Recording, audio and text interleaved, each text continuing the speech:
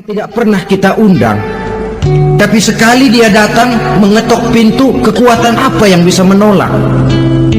Dia sebuah tanda seru dalam kehidupan.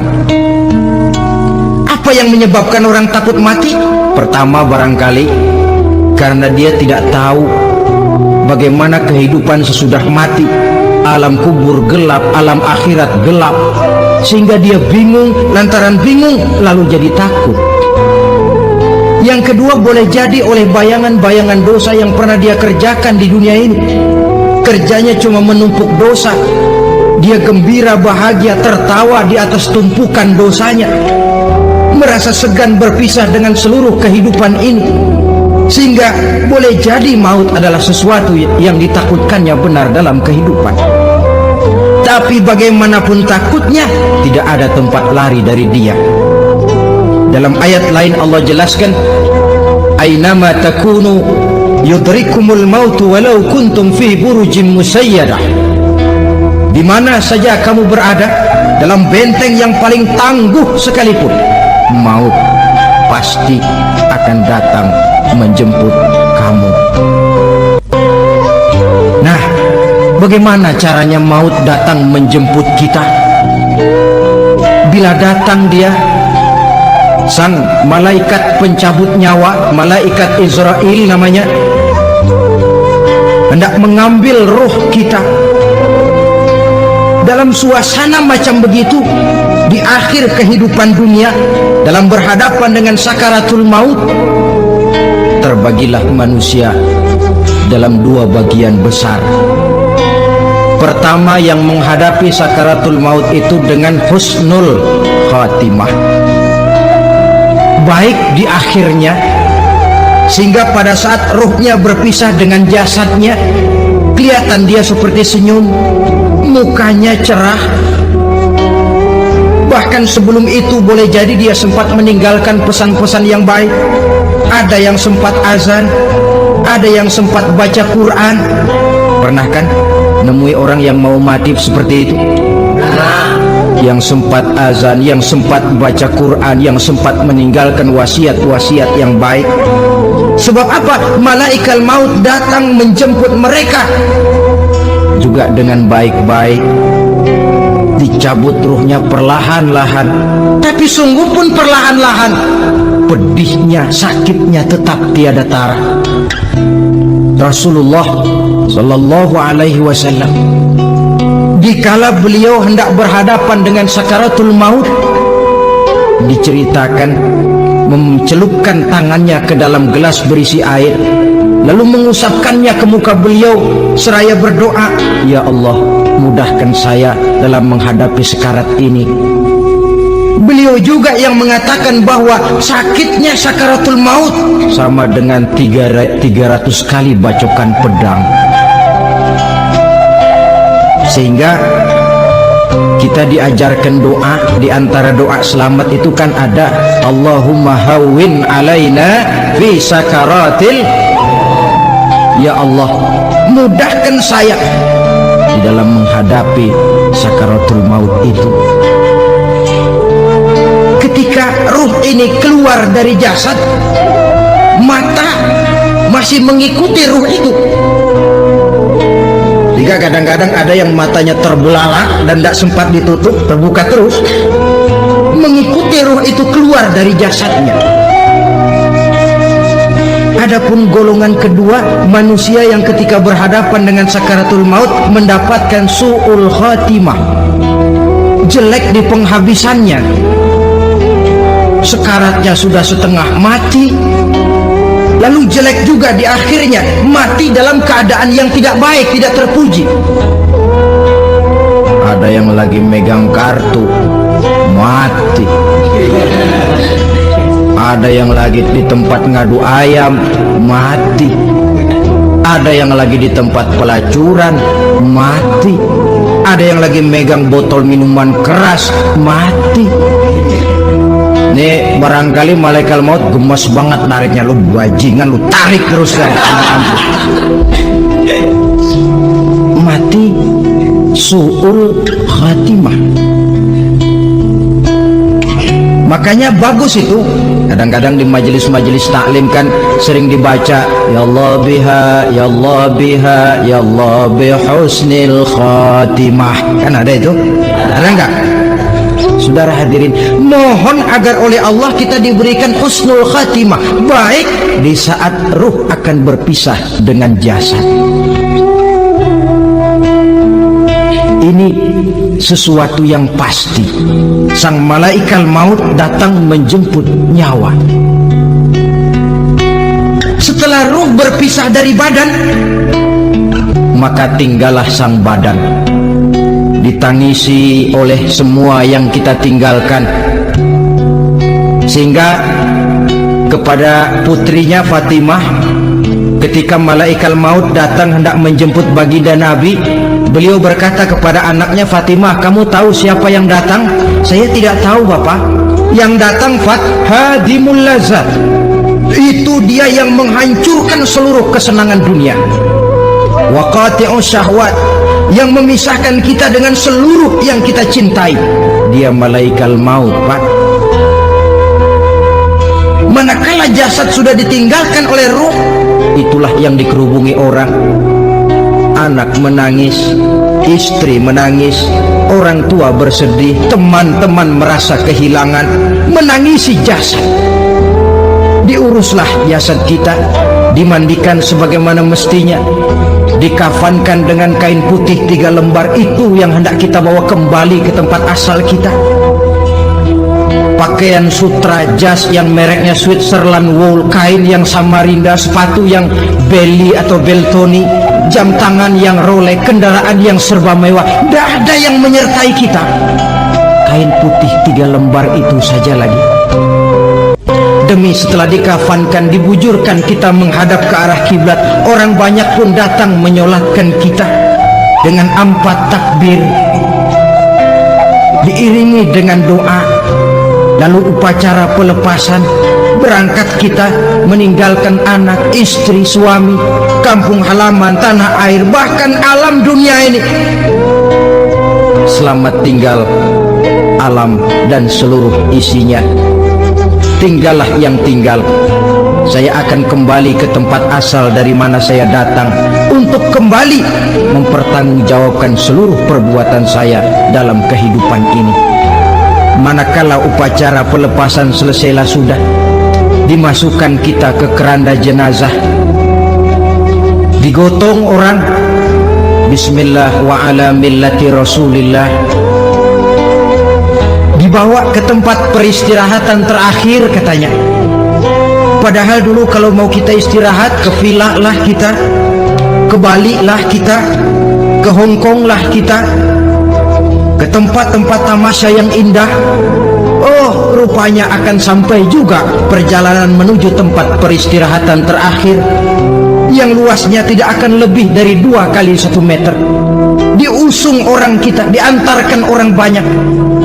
Manakala sampai ke atas liang lahat, pengusung jenazah dibuka, diturunkan kita ke liang lahat, dibaringkan. Gumpalan tanah akan jadi bantal kita, muka dibuka, dihadapkan ke arah kiblat. Setelah itu ditutup liang lahat kita dengan kayu. Masih belum kurang, diuruk dengan tanah. Yang menguruk orang-orang yang tadinya mencintai kita, menyayangi kita. Tapi ketika jasad sudah ditinggalkan ruh, habis rupanya cintanya. Coba jasad kalau sudah ditinggalkan ruh, 3 hari aja di rumah, serem. Ya mayit, siapa yang betah nemenin mayit? Lalu bila upacara pemakaman selesai, maka berusahalah semuanya. Para pengantar akan kembali ke rumahnya masing-masing. Maka masuk kita ke alam kehidupan, yaitu yang disebut alam barzakh atau alam kubur. Apa selesai hidup sampai di situ? Tidak. Hanya beberapa langkah setelah yang mengantar kita pulang, Diriwayatkan dalam hadis Bukhari dan Muslim, bila seseorang sudah diletakkan di kuburnya lalu yang mengantar kembali pulang, maka roh si mayit akan dapat mendengar bunyi terompah orang yang pulang itu. Bunyi terompahnya terdengar. Datang dua malaikat menanyakan dia dengan pertanyaan-pertanyaan yang kalau bisa dijawab dengan betul, dua malaikat yang bernama Munkar Nakir akan bilang, jawabanmu betul, tenanglah kau di sini, naumatal arus, tidurlah kau di sini seperti tidurnya pengantin. Orang yang baik-baik di alam kuburnya akan mendapat nikmat kubur, sehingga masa penantian yang lama. Sebab jangan lupa, kita masuk ke kubur itu kan menunggu sampai datangnya hari kiamat. Jadi kalau kiamat umpama masih 1000 tahun lagi, ya 1000 tahun kita menunggu. Orang yang baik-baik penantian di alam kubur, kata malaikat, naumatal arus, tidurlah kamu seperti tidurnya pengantin. Bagaimana sih tidurnya pengantin? Gak berasa. Iya, kata anak sekarang, endah aja udah. Begitu mendusin pagi, kata lakinya, malam sebentar bener ya Neng. Sebentar betul katanya malam. Ya tentu saja tidak terasa. Kenapa? Dia tidak pernah memikirkan waktu, terbawa oleh kenikmatan dan kelezatan yang dirasakannya dalam kehidupan. Tapi orang kafir, orang yang dosanya bertumpuk, tidak sanggup menjawab pertanyaan dua orang malaikat, maka dia akan mendapat azab di alam kuburnya terus menerus siang dan malam sampai datangnya hari kiamat. Ibarat maling ayam ketangkep, belum masuk pengadilan udah digebugin duluan. Kan begitu kan? Ada maling ayam nggak di sini? Nah, itu yang nyaut tadi pengalaman itu. Di sidang belum divonis, belum digebugin babak belur. Saudara hadirin, maka alam kubur bisa merupakan raudhatun min riyadil jannah, taman di antara taman-taman surga, pun juga bisa merupakan hufratun min hufarin niran, menjadi liang daripada neraka. Ada lagi riwayat yang dari Imam Muslim yang diperoleh dari Zaid bin Sabit. Zaid bin Sabit cerita, satu hari kami bersama Rasulullah SAW berada dalam kebun kepunyaan Bani Najjar. Rasulullah sedang duduk di atas keledai. Tiba-tiba entah bagaimana itu keledai terkejut, kaget, berontak, hampir Rasulullah jatuh. Rasulullah kemudian bertanya, rupanya di kebun itu ada kuburan tua, 5 atau 4 kuburan. Rasulullah lalu bertanya, saudara-saudara, ada yang tahu nggak ini kuburan siapa? Nggak ada ya Rasulullah. Memang kenapa? Ini penghuni kuburnya lagi disiksa oleh Allah.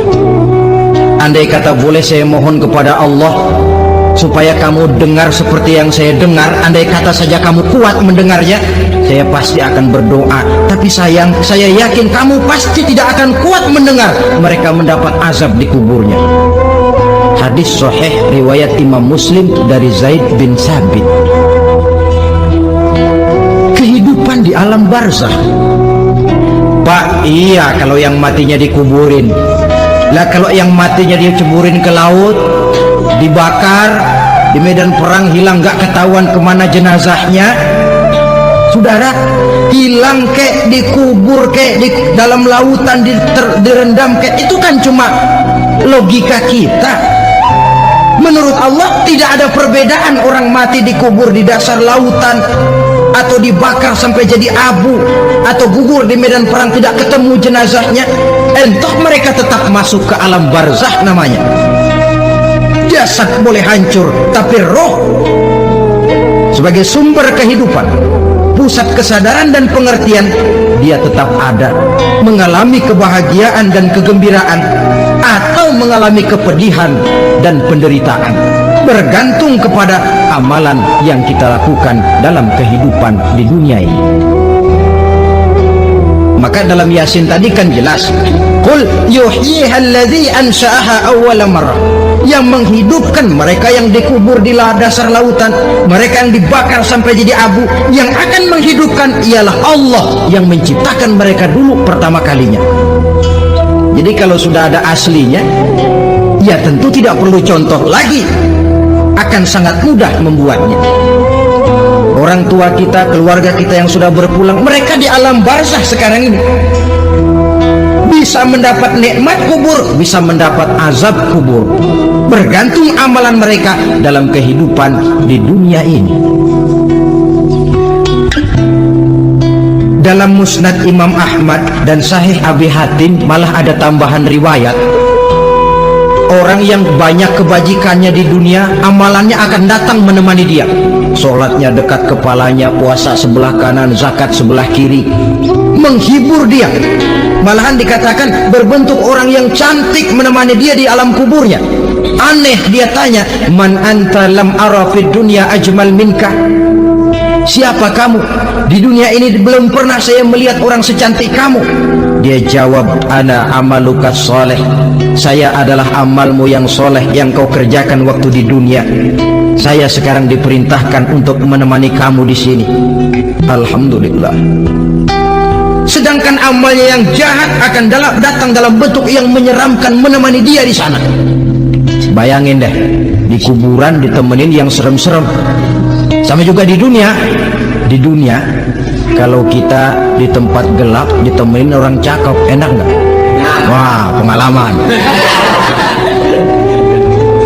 Tapi coba bayangin, sudah tempatnya gelap, yang nemenin jelek nggak ketulungan, gerah kita.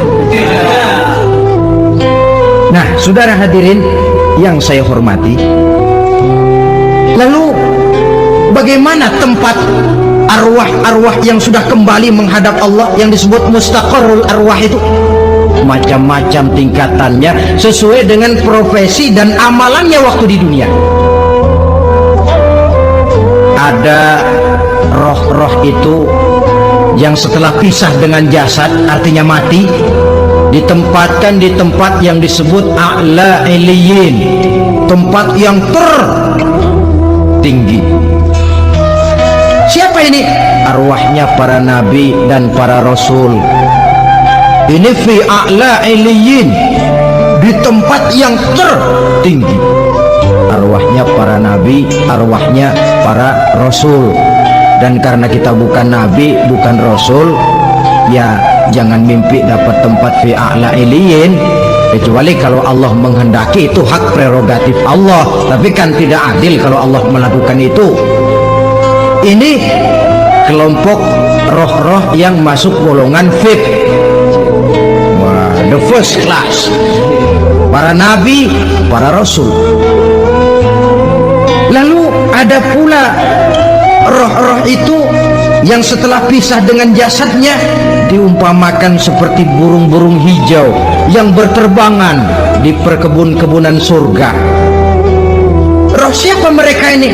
Rohnya para syuhada, orang-orang yang mati syahid gugur membela agama. Nah, ini bedanya orang mati syahid dengan pahlawan, ya. Apa bedanya syuhada dengan pahlawan? Kalau syuhada, orang yang gugur membela agama, niatnya karena Allah, mati syahid. Kalau pahlawan, orang yang gugur membela negara, orang yang dianggap berjasa kepada pemerintah. Klimaksnya, kalau orang mati syahid jelas surga, tapi pahlawan belum tentu surga. Kenapa? Bergantung kepada negara macam apa yang dibelanya dan pemerintah model mana yang dibelanya. Di negara-negara komunis misalnya, banyak nggak pahlawan dengan sekian tanda jasa yang mati di medan perang dan sebagainya? Kira-kira pahlawan komunis masuk surga nggak? Ya, kalau pahlawan komunis masuk surga, kita nggak kebagian kapling di surga barangkali. Inilah bedanya pahlawan dengan orang mati syahid. Kemudian ada pula roh itu yang tertahan di pintu surga. Tertahan di pintu surga. Ini seperti tadi, orang yang mati syahid tapi masih ada kaitan di dunia. Rasulullah pernah ditanya orang, ya Rasul, kalau saya maju ke medan perang bela agama, mati syahid, apa saya masuk surga? Iya, masuk surga. Kecuali kata Nabi, kalau masih punya utang, nah tertahan di pintu surga. Ada pula roh itu yang tertahan di alam kuburnya. Ini umumnya seperti tadi itu, ada mempunyai dosa, mempunyai kesalahan, sehingga merasakan azab kubur. Ada juga roh itu yang tertahan di permukaan bumi. Mereka yang dalam hidup selalu menumpuk dosa-dosa yang besar, meninggal sebelum keburu untuk bertaubat. Saudara hadirin yang saya hormati, inilah yang kita khawatirkan. Sebab jikalau pada saat roh sudah datang, jikalau saatnya roh datang berpisah dengan jasad, menemukan sakaratul maut, saat itu taubat sudah tidak akan ada gunanya lagi. Masuk ke alam kubur, mendapat azab kubur sampai datangnya hari kiamat. Berapa lama diazab di alam kubur ini? Menunggulah kita sampai datang saatnya kiamat.